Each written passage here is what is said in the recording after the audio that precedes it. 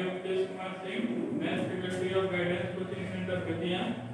आज हम लोग डिस्कस करेंगे solution of simultaneously linear equation. यानी कोई लीनियर इक्वेशन दिया है तो उसको हम डिटरमिनेंट मेथड से कैसे सॉल्व करेंगे।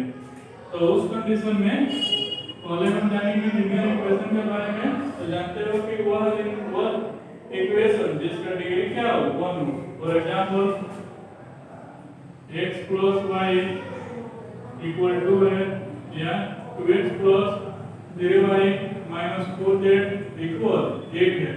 तो इस कंडीशन में देख रहे हैं कि यहाँ पे जो भी वेरिएबल पर प्लस कोजेंट है उसका पावर क्या है 1 1 है। तो उस कंडीशन में इसको हम क्या बोलेंगे लीनियर इक्वेशन बोलेंगे। अब इस लीनियर इक्वेशन को सॉल्व करना है। तो इसको सॉल्व करने का दो मेथड होता है। एक होता है बाय यूजिंग इनवर्स मैट्रिक्स, यानी एक मेथड होता है बाय यूजिंग इनवर्स मैट्रिक्स और एक होता है बाय यूजिंग क्रेमर्स रूल। यानी एक होता है बाय यूजिंग इनवर्स मैट्रिक्स और एक होता है बाय यूजिंग क्रेमर्स रूल। तो दोनों से कैसे सॉल्व करेंगे। तो यहाँ पे देखो, अगर यहाँ पे for two variable linear equation रहेगा, यानी अगर दो वेरिएबल लीनियर इक्वेशन रहेगा तो उसको कैसे सॉल्व करेंगे। तो उस कंडीशन में मान लेना a1x plus b1y equal c1, ये है a2x plus b2y equal c2। दो लीनियर इक्वेशन है। अब इसको क्या करना है सॉल्व करना है। पहले हम पढ़ रहे हैं बाय यूजिंग इनवर्स मैट्रिक्स के, यानी यहाँ पे बाय यूजिंग इनवर्स मैट्रिक्स, यानी इनवर्स मैट्रिक्स से पहले हम सॉल्व करने का ट्राई कर रहे हैं। तो उसके लिए क्या मान लेना कि लेट a इक्वल यहाँ पे x और y का coefficient a1 b1 a2 b2 में जो कांस्टेंट रहेगा वो हमेशा राइट साइड में लिखना है। x का वैल्यू क्या ले लेना कि दो वेरिएबल है तो यहाँ पे ऊपर x और y ले लेना।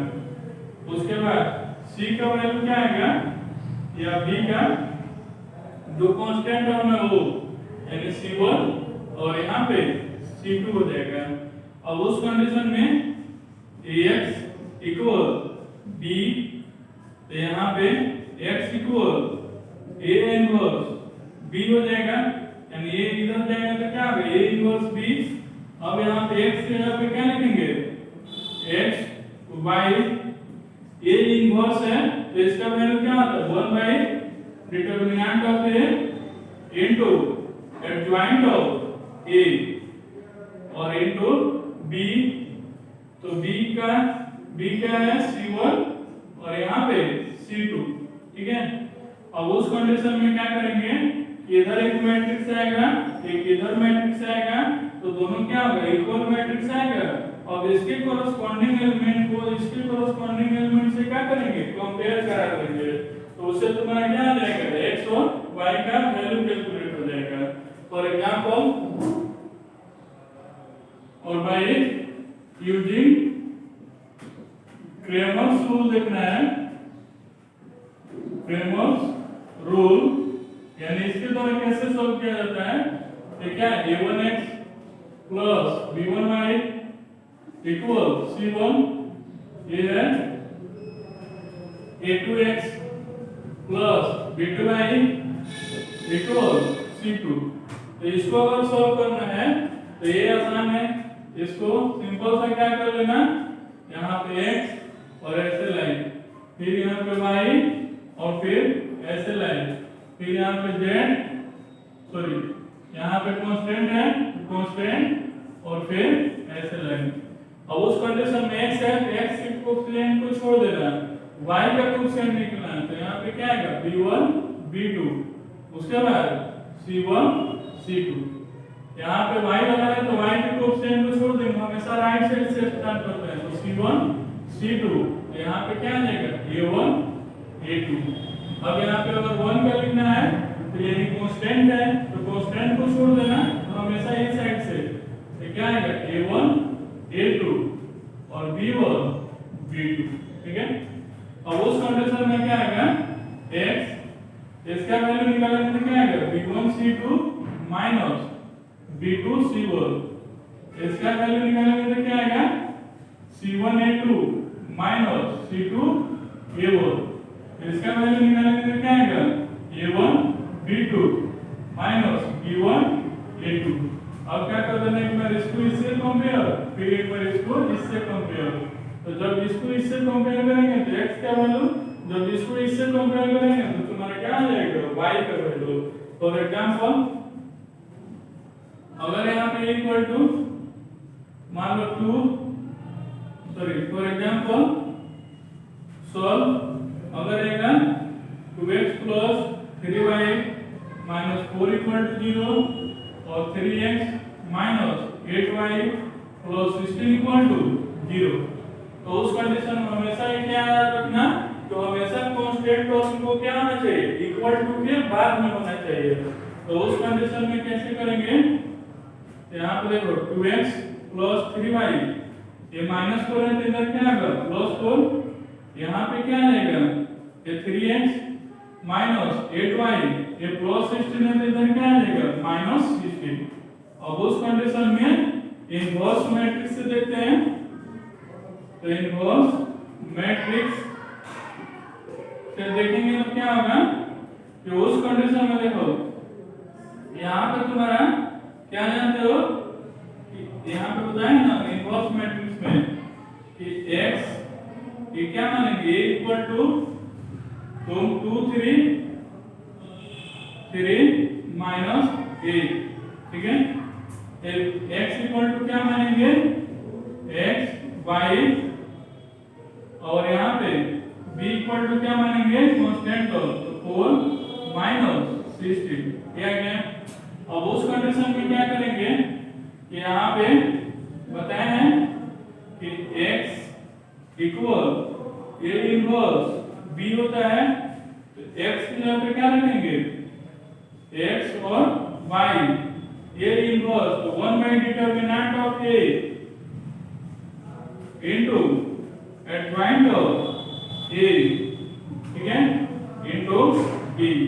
तो यहाँ पे आ जाएगा x y, यहाँ पे 1 by डिटरमिनेंट ऑफ a, यहाँ पे क्या आ जाएगा माइनस 16 और यहाँ पे माइनस 6, और एडजॉइंट ऑफ ये बताए थे कि इसका एलिमेंट चेंज होता है और इसका साइन चेंज होता है, तो क्या होगा माइनस 8 2, इसका माइनस 3 माइनस 3, और यहाँ पे b है तो b, तो क्या आ जाएगा 4 माइनस 16, ठीक है। अब यहाँ पे देखो, अब उस कंडीशन में यहाँ पे क्या आएगा x और y, यहाँ पे माइनस 1 बाई 22, क्या गया। अब इसको इसमें क्या करना है मल्टीप्लाई करना है, तब इसको इसमें मल्टीप्लाई करना है तो क्या आएगा कि इसके फर्स्ट रो से फर्स्ट कॉलम में तो क्या आ जाएगा minus 8 into 4 plus minus 3 into minus 16, उसके बाद सेकेंड रो से फर्स्ट कॉलम में तो minus 3 into 4 plus 2 into minus 16, तो उस कंडीशन में क्या आएगा x y तो माइनस 1 बाई 22, और यहाँ पे तुम्हारा माइनस 32, और यहाँ पे माइनस माइनस प्लस, तो ये 16 3 जा 48, तो 48 में से 32 जाएगा तो क्या आ जाएगा 16, यहाँ पे तुम्हारा क्या आएगा माइनस 12, और यहाँ पे माइनस 42, तो क्या आ जाएगा माइनस 44, ये आ जाएगा यहाँ पे x यहाँ पे y।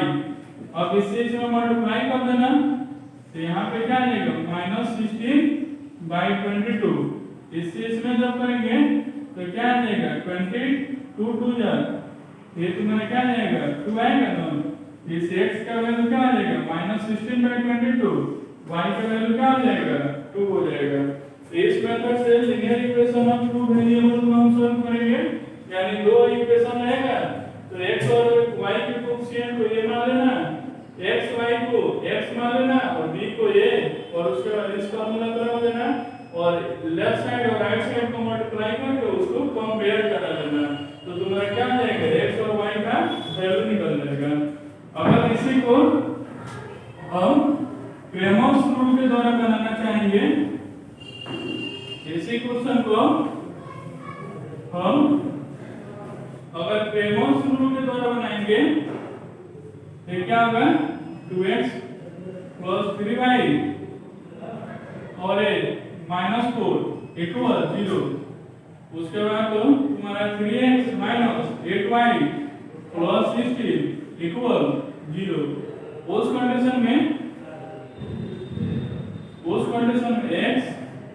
x के कोएफिशिएंट को a छोड़ देना, y का कोएफिशिएंट तो क्या आ जाएगा 3 - 8 -4 और यहाँ पे 16, y का कोएफिशिएंट तो y को छोड़ देना, x को लिखना तो 2 3 -4 16 और यहाँ पे 1 x और y का ये क्या आ जाएगा 2 3 3 -8, यहाँ पे आ जाएगा x बाई ये तुम्हारा 48 माइनस ये माइनस माइनस प्लस ये 32 आ जाएगा, ये तुम्हारा y ये 32 माइनस माइनस प्लस तो 12 आ जाएगा, ये वर्ग -16 -9। तो उस कंडीशन में क्या आ जाएगा x ये आ जाएगा 48 में से 32 ये 16 तो y ये 44 और ये 1 बाई तुम्हारा 1 बाई ये तुम्हारा आ जाएगा 16 और 9 तो 16 और 9 तुम्हारा क्या आएगा 16 और 9 -25। अब एक बार क्या कर लेना इससे इसको कंपेयर, सेकेंड बार इससे इसको कंपेयर, तो यहाँ पे x बाई 60 इक्वल 1 बाई 25 तो x इक्वल टू क्या आ जाएगा -16 बाई 25। एक बार y equal y by 44 equal -1 by 25 तो ये क्या आ जाएगा y इक्वल टू -44 बाई 25। ये तुम्हारा क्या आ जाएगा आंसर हो जाएगा। ये तो रहा कि अगर 2 वेरिएबल इक्वेशन रहेगा तो, अगर तुम्हारा 3 वेरिएबल इक्वेशन रहेगा तो उस कंडीशन में कैसे सॉल्व करेंगे।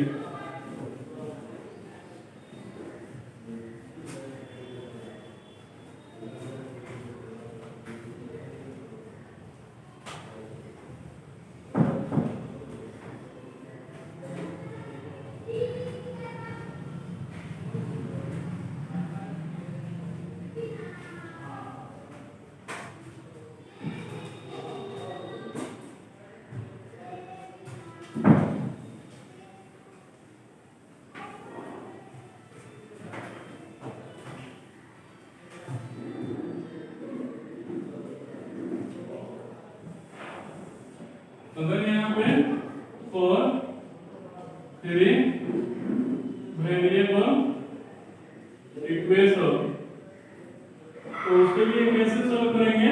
तो मान लेना a1x b1y plus c1 z equal क्या है d1 है, ये तुम्हारा a2x b2y plus c2z equal d2 है, a3x b3y c3z equal d3 है, और उससे क्या करना है x y z का वैल्यू निकालना है।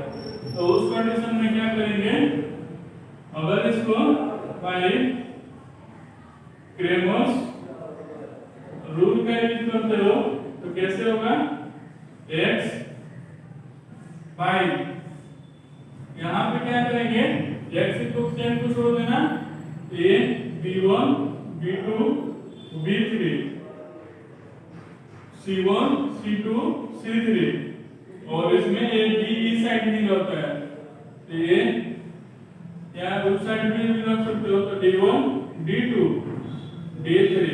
अब यहाँ पे देखो y, अब उस कंडीशन में अगर इसको सॉल्व करना चाहते हो तो y के कोएफिशिएंट को छोड़ देना, z के कोएफिशिएंट क्या होगा C1 C2 C3 ये D1 D2 D3 और तब इस साइड लिखेंगे A1 A2 A3।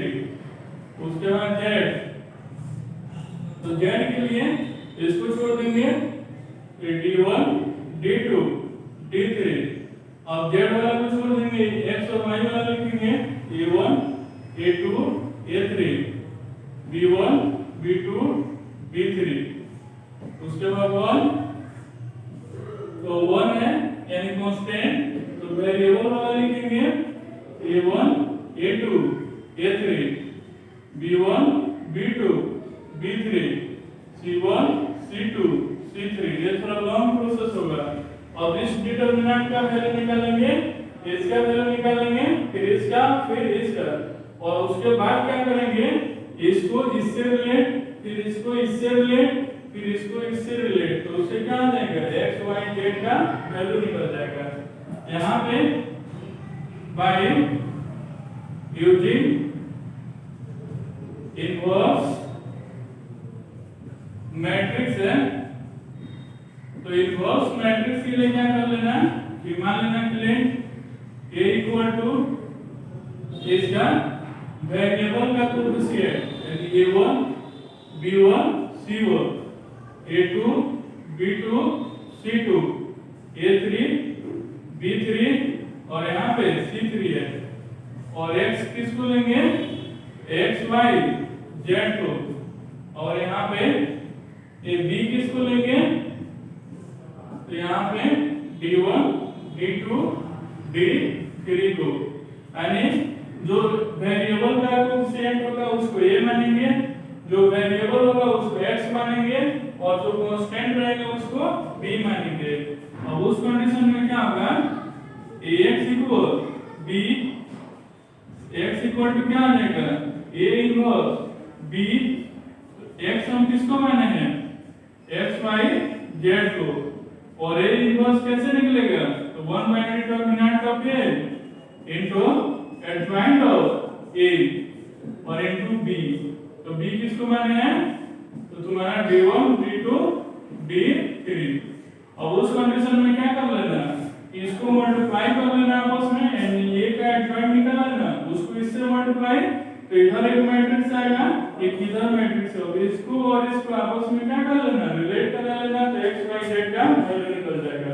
जैसे मान लो दे देख सॉल्व, पहला में x plus y minus z equal 3, second में 2x plus y minus 3z equal 8, और थर्ड में 3x minus 4y plus 5z equal 9, और इसको क्या करना है सॉल्व करना है। तो उस कंडीशन में हमेशा याद रखना है कांस्टेंट हमेशा क्या होना चाहिए RHS में होना चाहिए, तो उस यानी राइट साइड में होना चाहिए। तो उस कंडीशन में क्या मानेंगे लेट a इक्वल टू इसका कोएफिशिएंट यानी 1 1 -4, ये क्या आ जाएगा 2 1 -3 3 -4 और 5। x इक्वल टू क्या मानेंगे x y z, और b इक्वल टू क्या मानेंगे 3 8 और 9। अब यहाँ पे क्या करेंगे पहले a इनवर्स निकालेंगे, तो a इनवर्स होने के लिए क्या चाहिए एडजॉइंट होना चाहिए, तब यहाँ पे क्या करेंगे एडजॉइंट होने के लिए कोफैक्टर C1 यानी इसका निकाल रहे हैं, इसके रूप कॉलम को रख लेंगे, क्या है 1 -3 -4 5, तो यहाँ पे 5 -12, तो क्या आ जाएगा -7। C12 का निकालना है, तो बताया था कि फर्स्ट पॉजिटिव सेकेंड नेगेटिव, तो क्या हो गया इसका इसके रो को कॉलम को रख लेना, तो 2 -3 3 5, तो 2 -3 3 5, ये माइनस ये क्या आएगा 10 और प्लस 9, ये क्या आएगा -19। अगर C13 का निकालना है तो प्लस माइनस प्लस, तो क्या होगा, इसका निकालना है तो इसके रूप कॉलम को ढक लेना, तो क्या आएगा 2 1 3 -4, ये आ जाएगा -8 -3, ये क्या आ जाएगा -11। सी 2 1 का निकालना है तो सेकेंड रो फर्स्ट कॉलम, तो 1 -1 -4 5, 1 -1 -4 5, तो ये क्या होगा, ये माइनस प्लस ये माइनस आएगा, तो ये तुम्हारा क्या आ जाएगा 5 और ये माइनस माइनस प्लस तो -4, ये तुम्हारा क्या आ जाएगा -1। उसी तरह यहाँ पे सी 2 2 का निकालोगे तो ये क्या होगा, इसका निकालना है तो इसके रो को कॉलम को ढक लेना, तो क्या आएगा 1 -1 3 5, ये क्या आ जाएगा 5 + 3, ये क्या आ जाएगा 8। अगर सी 2 3 निकालना है तो पॉजिटिव है 10 और नेगेटिव यानी इसका इसके रो कॉलम को ढक लेंगे, तो क्या आएगा 1 1 3 -4, 1 1 3 -4, यहाँ पे माइनस ये -4 -3, ये क्या आ जाएगा 7 आ जाएगा। अब यहाँ पे सी 3 1 निकालना है यानी इसका इसके रो कॉलम को ढक लेंगे, तो क्या आएगा 1 -1 1 -3, तो ये तुम्हारा क्या आ जाएगा -3 + 1 -2, उसके बाद सी 3 2, ये प्लस है तो माइनस हो जाएगा। अब इसका निकालना है तो इसके रो कॉलम को ढक लेंगे, तो 1 -1 2 -3, 1 -1 2 -3 माइनस 3 + 2, ये क्या आ जाएगा 1, और सी 3 3 का निकालना है, तो उस कंडीशन में इसका तो इसके रो कॉलम को ढक लेना, तो 1 4 2 1, तो 1 -2 3 -4। तो अब यहाँ पे एडजॉइंट क्या कहते हैं, एडजॉइंट ऑफ ए, तो उस कंडीशन में कैसे निकलेगा, तो ये हम किसके रिस्पेक्ट में निकालना है रो के, तो उसको कॉलम के रिस्पेक्ट में अरेंज करेंगे, तो क्या आएगा -7 -19 -11, यहाँ पे -1 8 7, यहाँ पे -2 1 और -4, ये एडजॉइंट ऑफ ए आ गया। अब हमको क्या चाहिए, डिटरमिनेंट भी तो निकालना रहेगा ना। अब यहाँ पे डिटरमिनेंट ऑफ अगर ये निकालना है तो उस कंडीशन में हम 1 रखेंगे, तो क्या आएगा इसके रो को कॉलम को ढक लेना, तो 1 -3 -4 5, 1 -3 -4 5, अब ये पॉजिटिव ये नेगेटिव आएगा तो -1 रखेंगे, तो इसके रो को कॉलम को ढक लेंगे, तो 2 -3 3 5, तो 2 -3 3 5, और यहाँ पे प्लस इसको प्लस में तो प्लस माइनस 1, इसको रखेंगे तो क्या आएगा 2 1 3 -4, तो 2 1 3 -4, तो यहाँ पे क्या आएगा ये 5 और माइनस प्लस -12 आ जाएगा, यहाँ पे माइनस 10 प्लस 9 आ जाएगा इसका, तो -8 और -3 आ जाएगा, ये आ जाएगा -7 8 -19 ये 11 आएगा, तो ये +11, ये क्या आएगा 7 और 19 -26 26 में से 11 जाएगा तो -15, ये आ गया। और उस कंडीशन में क्या करेंगे, तो उस कंडीशन में इसको कैसे निकालेंगे, तो हमें बताया है कि जैसे A inverse A x equal to A inverse और यहाँ पे B, तो x जगह पे क्या है x y z, तो यहाँ पे A इनवर्स क्या लगेगा 1 by determinant of A into adjoint of A into B, तो यहाँ पे तुम्हारा x y z, यहाँ पे 1 by डिटरमिनेंट ऑफ A का वैल्यू क्या है -50, यहाँ पे एडजॉइंट ऑफ A का वैल्यू क्या है तुम्हारा -7 -19 -11 -1 8 ये -2, ये 1, -1 और b का वैल्यू तुम्हारा क्या निकला है 3, 8, 9। अब उस कंडीशन में क्या आ जाएगा कि जो x y z है ये अब इससे इसमें मल्टीप्लाई करना -1/50 देखिए आएगा इसके फर्स्ट रो से फर्स्ट कॉलम में तो -7 × 3 -1 × 8 -2 × 9 ठीक है। अब इसके सेकंड से फर्स्ट में तो -19 × 3 ये 8 × 8 और यहाँ पे 1 × 9 फिर थर्ड से फर्स्ट में तो -11 × 3 ये 7 × 8 और यहाँ पे -1 × 9 ये आ गया।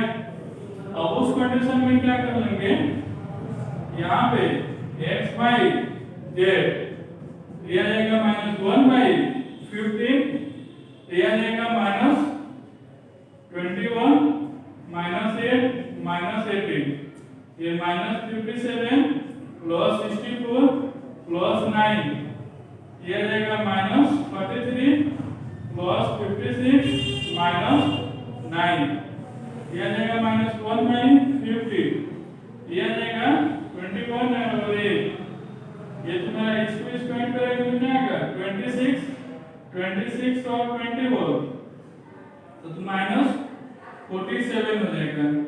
फिर इसको जब ऐड करेंगे तो यहाँ पे 7 और 9 ये 16 आ जाएगा। जब इसको देखेंगे ये तुम्हारा 42 में से 56 ये तुम्हारा 14 आएगा। तो उस कंडीशन में क्या आएगा x y z तो यहाँ पे क्या आ जाएगा -47 into -1/15 यहाँ पे 16 into -1/15 और यहाँ पे 14 into -1/15 ये क्या आ जाएगा 47/15 ये 16/15 और ये 14/15। अब इसे कंपेयर कर लेना x का वैल्यू ये हो जाएगा फिर y का वैल्यू ये हो जाएगा फिर z का वैल्यू ये हो जाएगा। तो उस कंडीशन में अगर कोई लीनियर इक्वेशन दिया है तो इस मेथड से हम उसको क्या कर सकते हैं सॉल्व कर सकते हैं। तो ये हुआ उसके बाद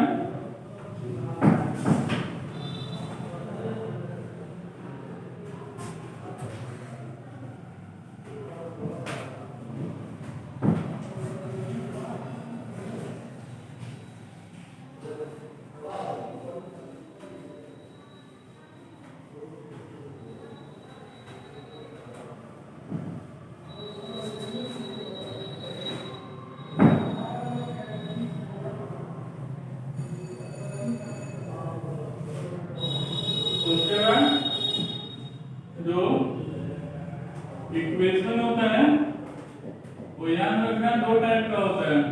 एक होता है कंसिस्टेंट और एक होता है इनकंसिस्टेंट। यानी एक होता है कंसिस्टेंट और एक होता है इनकंसिस्टेंट। तो कंसिस्टेंट का मतलब क्या हो गया equation which have one or more than one solution। यानी वह इक्वेशन जिसके पास क्या हो एक या एक से अधिक सॉल्यूशन होता है उसको हम क्या बोलते हैं कंसिस्टेंट। इनकंसिस्टेंट का मतलब क्या हुआ कि equation which contain no solution। तो वह इक्वेशन जिसके पास क्या हो कोई सॉल्यूशन नहीं हो उसको हम क्या बोलेंगे इनकंसिस्टेंट। फॉर एग्जांपल यहाँ पे जैसे x - y = 4 है और यहाँ पे x + y = 8 है। तो इसको जब सॉल्व करोगे तो क्या होगा y से y कैंसिल तो 2x = 12 x = 12/2 ये क्या आ जाएगा 6। तो y इक्वल टू क्या आ जाएगा 2 आ जाएगा। इसका वैल्यू इसमें पुट करेंगे तो इसका सॉल्यूशन निकल जा रहा है ना, तो इसको हम क्या बोलेंगे कंसिस्टेंट सॉल्यूशन। लेकिन यहाँ पे क्या होगा जैसे a 2x plus y equal 8 है और 4x प्लस 2y इक्वल 16 है, और उस कंडीशन में इसमें क्या करना है x और y का वैल्यू निकालना है। तो उस कंडीशन में कैसे होगा, अगर मान लो एलिमिनेशन मेथड जो स्टैंडर्ड 10th में पढ़े हो कि अगर y को कैंसिल करना है तो y के कोएफिशिएंट से ऊपर वाले में और ऊपर वाले इक्वेशन मल्टीप्लाई या सिंपल सा सब्स्टिट्यूशन से देख लो। यहाँ पे 2x प्लस y इक्वल 8, तो y इक्वल टू क्या आ जाएगा 8 माइनस 2x। यहाँ पे जब आएंगे तो क्या होगा 4x प्लस 2, यानी एक इक्वेशन से y का वैल्यू निकाल के उसको दूसरे इक्वेशन में पुट करना है। तो 4x प्लस 2 और y यहाँ पे 8 माइनस 2x इक्वल 16। ये क्या आएगा 4x plus 16 minus 4x equal 16। ये 0 और ये क्या आ जाए ये भी 0 आ रहा है ना, यानी इसके पास क्या आ रहा है कोई सॉल्यूशन नहीं हो रहा है। तो कैसे जानेंगे कि कोई इक्वेशन दिया है तो वो कंसिस्टेंट है या इनकंसिस्टेंट है। तो यहाँ पे नोट में याद रखना कि जैसे फॉर टू वेरिएबल था, जैसे यहाँ पे दिया था कि a1x plus b1y plus c1 equal 0, a2x plus b2y plus c2 equal 0। उसी तरह फॉर 3 वेरिएबल है तो उस कंडीशन में क्या है a1x plus b1y plus c1z equal d1। ये तुम्हारा a2x plus b2y plus c2z equal d2। उसके बाद a3x plus b3y plus c3z equal d3। अब उस कंडीशन में आपको जानना है कि ये कंसिस्टेंट है या नहीं, यानी ये दोनों इक्वेशन कंसिस्टेंट है या इसके पास सॉल्यूशन होगा या नहीं होगा। तो उसको कैसे जानेंगे डिटरमिनेंट मेथड से, जैसे बताए थे ना इसमें क्या करेंगे लेट a इक्वल टू हम क्या मानते थे वेरिएबल टर्म का कोएफिशिएंट, यानी a1 b1 a2 b2, ठीक है। और यहाँ भी मानते थे कि late a equal to a1 b1 c1 a2 b2 c2 a3 b3 और यहाँ पे c3। तो इस कंडीशन में याद रखना कि अगर डिटरमिनेंट दोनों केस में अगर डिटरमिनेंट ऑफ a का वैल्यू अगर 0 होगा तो उस कंडीशन में कंसिस्टेंट, अगर नॉट इक्वल टू 0 होगा सॉरी 0 होगा नॉट इक्वल टू 0 होगा तो कंसिस्टेंट, अगर इक्वल 0 हो जाएगा तो उसको इनकंसिस्टेंट। यानी अगर डिटरमिनेंट ऑफ a का वैल्यू निकालना अगर 0 के इक्वल आ जाएगा तो समझना कोई सॉल्यूशन नहीं होगा, अगर 0 के इक्वल नहीं आएगा तो उस कंडीशन में उसके पास क्या होगा सॉल्यूशन होगा। फॉर एग्जांपल यहाँ पे जैसे 2x प्लस 3y इक्वल 8 है और यहाँ पे मान लो 6x प्लस 9y इक्वल 40 है। तो इसको चेक करना है कि कंसिस्टेंट है या इनकंसिस्टेंट है। तो उस कंडीशन में कैसे चेक करेंगे, यहाँ पे a का वैल्यू क्या आ जाएगा ये 2 3 ये 6 9, तो डिटरमिनेंट ऑफ a का वैल्यू निकाल देना। तो क्या आएगा 18 माइनस 18 ये 0, तो उस कंडीशन में क्या होगा a कंसिस्टेंट, यानी इसके पास कोई सॉल्यूशन नहीं होगा। लेकिन यहाँ पे अगर मान लो यहाँ पे देगा कि अगर 2x - 3y = 40 और यहाँ पे x + y = 5, तो उस कंडीशन में x और y एक कंसिस्टेंट है, यानी ये कंसिस्टेंट है या इनकंसिस्टेंट है। तो उस कंडीशन में या नॉन को इनकंसिस्टेंट है, तो उस कंडीशन में क्या करेंगे, ये इक्वल टू क्या मान लेना 2 - 3 = 1। अब इस कंडीशन में डिटरमिनेंट ऑफ ए का वैल्यू निकालना, ये क्या आएगा 2 माइनस ये -3 आएगा, तो 2 + 3 ये तुम्हारा क्या आएगा 5 होगा। तो उस कंडीशन में 5 क्या है, 0 के इक्वल नहीं आ रहा है ना, तो उस कंडीशन में तुम्हारा क्या आएगा कंसिस्टेंट होगा, यानी उसके पास कोई ना कोई सॉल्यूशन होगा। तो इस वीडियो को देखिए, जो इसका लास्ट एक्सरसाइज है, यानी लीनियर इक्वेशन ऑफ 2 वेरिएबल या लीनियर इक्वेशन ऑफ 3 वेरिएबल, उसके सारे क्वेश्चन को सॉल्व करना है। अगर किसी क्वेश्चन में प्रॉब्लम है या किसी टॉपिक में प्रॉब्लम है तो उसको कमेंट बॉक्स या व्हाट्सएप पे सेंड कर देना, उसका जल्द से जल्द सॉल्यूशन मिल जाएगा। हाँ, एक बात याद रखना कि इसमें हमेशा जब मैट्रिक्स और डिटरमिनेंट का कोई भी वीडियो देखोगे तो हमेशा स्टार्टिंग से देखो, यानी हमेशा पार्ट 1 पहले देखो, उसके बाद part 2, part 3, part 4, part 5, part 6, उसके बाद तुमको 100% किसी भी क्वेश्चन को बनाने में प्रॉब्लम नहीं होगा। Thank you.